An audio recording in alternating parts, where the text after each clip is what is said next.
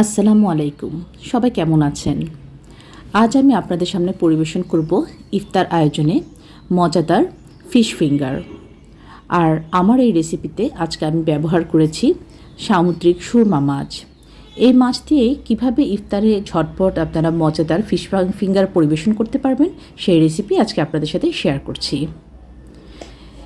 মাছের fish finger বানানোর জন্য আমি মাছ দুটোকে প্রথমে সামান্য পানি, সেই সাথে হলুদ, মরিচের গুঁড়া ও লবণ নিয়ে সিদ্ধ করে নেব। মাছটা আমি এমনভাবে সেদ্ধ করব যাতে মাছটার পানি পুরোপুরি শুকিয়ে যায়, ঠিক এরকম যেমনটা দেখতে পাচ্ছেন। মাছের পানি যখন পুরোপুরি শুকিয়ে যাবে মাছগুলোকে আমি কাঁটা থেকে আলাদা করে নেব। সুরমা মাছ সামুদ্রিক মাছ, খুব বেশি কাটা নেই, মাঝখানে একটি মোটা কাটা আর সেই সাথে সাইডে অল্প কিছু কাটা আছে। এটা যে সুরমা দিয়ে করতে হবে এমন কোনো কথা নেই, আপনারা বাসায় যে কোনো মাছ দিয়েই এই রেসিপিটি ফলো করতে পারেন, তবে অবশ্যই খেয়াল রাখবেন মাছে যাতে কাটা না থাকে। আমার সুরমা মাছটা বাছতে খুব বেশি কষ্ট হয়নি। এগুলো ছোট আকারেরই দুটো সুরমা মাছ, আমাদের ইফতারের জন্য এই দুটোই যথেষ্ট। মাঝখানে কাটাটা যথেষ্ট ভারী। সাধারণত বাচ্চারা কিন্তু মাছ খেতে পছন্দ করে না, বিশেষ করে সামুদ্রিক মাছ তো একেবারেই না।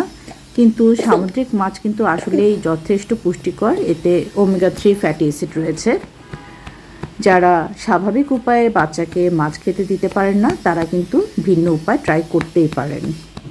দেখুন কত সুন্দরভাবে মাছের ফ্লেশগুলো আমার কাটা থেকে আলগা হয়ে গেল। স্কিনটাও আমি নিচ্ছি না, যতটুকু মাছের সাথে আসে ওইটুকুই। মাছের কিমাটাকে আমি ভালো করে মথে নেব যাতে মিহি হয় আমার ফিশ ফিঙ্গারগুলো। ঠিক এইভাবে একইভাবে কিন্তু আপনারা মাছের কাবাবও করতে পারেন, টিকিয়া করতে পারেন। এই রেসিপিতে আমি অ্যাড করছি পেঁয়াজ ভাজা, সাথে কিছু কাঁচামরিচ দিয়ে নিয়েছি, অল্প তেলে পেঁয়াজ কাঁচামরিচ ভেজে নিচ্ছি আর সামান্য লবণ দিচ্ছি।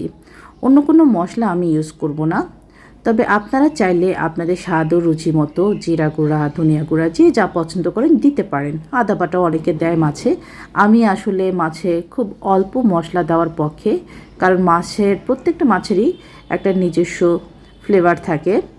আমি চাই না সেই ফ্লেভারটা নষ্ট হয়ে যাক, আর বিশেষ করে সামুদ্রিক মাছগুলোর ফ্লেভার কিন্তু আমার বেশ ভালোই লাগে। এবার মাছের মিশ্রণটার সাথে আমি এক টুকরো পাউরুটি স্লাইস দিচ্ছি। স্লাইসটা আমি একটু পানিতে ভিজিয়ে নিয়েছি জাস্ট ফর বাইন্ডিং। এখানে বেশি পাউরুটি কিন্তু ব্যবহার করবেন না, এতে করে আপনার মাছের স্বাদটা পাওয়া যাবে না, পুরোটাই পাউরুটি দিয়ে তৈরি বা ব্রেড দিয়ে তৈরি মনে হবে। সেজন্য আমি শুধু একটি স্লাইসই নিয়েছি, আর সেই সাথে আমি দিয়ে দিব দুটো ডিমের কুসুম। এতে করে বাইন্ডিংটা ভালো হবে, ফিশ ফিঙ্গারটা খুলে যাবে না, ভাজতে সুবিধা হবে। পাউরুটিটা খুব ভালো করে ছোট ছোট টুকরো করে নেবেন, সাথে মিশিয়ে নেবেন ডিমের কুসুমটা। পানিটা আমি রেখে দিব, এটি আমার একটু পরে আবার কাজে লাগবে। ডিমের কুসুম দুটো পানি থেকে আলগা করে খুব ভালো করে মসৃণ করে মিশ্রণটাকে আমি মেখে নিব। মাখাটা একটু যত্ন করেই মাখবেন, খুব বেশি সময় লাগবে না। সুন্দরভাবে প্রত্যেকটা মিশ্রণ যাতে একসাথে মিশে যায় সেভাবেই করে নেবেন। ডিম এবং পাউরুটির কারণে আপনার টেস্টটাও যেমন বাড়বে, সেই সাথে বন্ডিংটাও ভালো হবে। আমি একটু সময় নিয়েই ধীরে ধীরে মিশ্রণটা মাখছি যত্ন করে। দেখুন কিছুক্ষণের মধ্যে কিন্তু পুরোটা পেস্ট হয়ে গেছে। এবার খুব সহজেই কিন্তু আপনারা ফিশ ফিঙ্গারের শেপটা করে নিতে পারবেন। আমি কিভাবে করছি দেখুন, হাতে অল্প করে তেল মেখে নিয়েছি। তেল মেখে একটু লম্বাটে করে আঙুলের শেপে মাছটাকে করে নিচ্ছি। ইচ্ছে হলে আপনারা গোল করে নিতে পারেন, তখন সেটাকে আসলে চপ বা টিকিয়া বলা যাবে, ফিঙ্গার বলা যাবে না। যেহেতু নাম ফিশ ফিঙ্গার তাই চেষ্টা করেছি লম্বা আকৃতি দিতে, যেভাবে রেস্টুরেন্টগুলোতে বা চাইনিজে আপনার ফিশ ফিঙ্গার পরিবেশন করে সেভাবেই করতে। ফিশ ফিঙ্গারগুলোকে আমি প্রথমে ডিমের পানিতে চুবিয়ে নিয়েছি এবং এরপরে ব্রেড ক্রাম্পে ভালো করে মুড়ে নিচ্ছি। এই ডিমের পানি আর ব্রেড ক্রাম্পে মোড়ানোর কারণে তেলে দেওয়ার পরে কিন্তু আপনার ফিশ ফিঙ্গারটা আর ভেঙে যাবে না, অনেক সুন্দর হবে ভাজাটা। আরেকটি দেখিয়ে দিচ্ছি, একটু খেয়াল করুন। আপনার কিন্তু তৈরি করতে কোনো কষ্টই হবে না, যেহেতু আমার এখানে ডিমের কুসুম দেওয়া আছে ভিতরে, এটা কিন্তু আপনার হাতে আটকে যাবে না। খুব সুন্দর করে আপনি ফিঙ্গারগুলো তৈরি করতে পারবেন।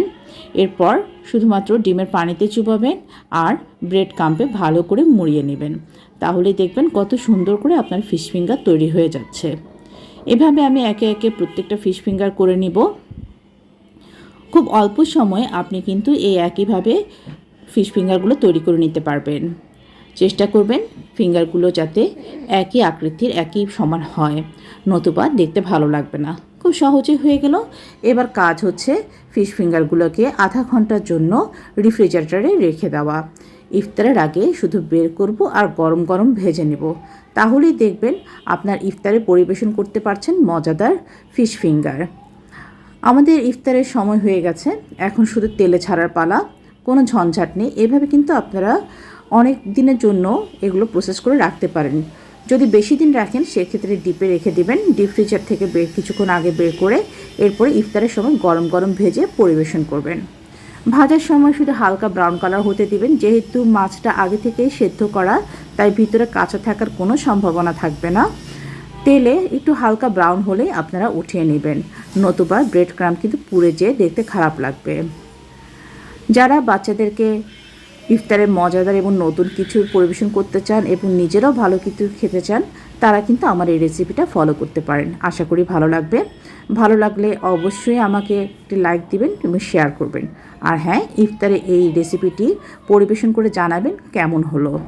আপনাদের সবার সুস্বাস্থ্য কামনা করছি। সবাইকে রমজান মোবারক। ভালো থাকবেন। আল্লাহ হাফেজ।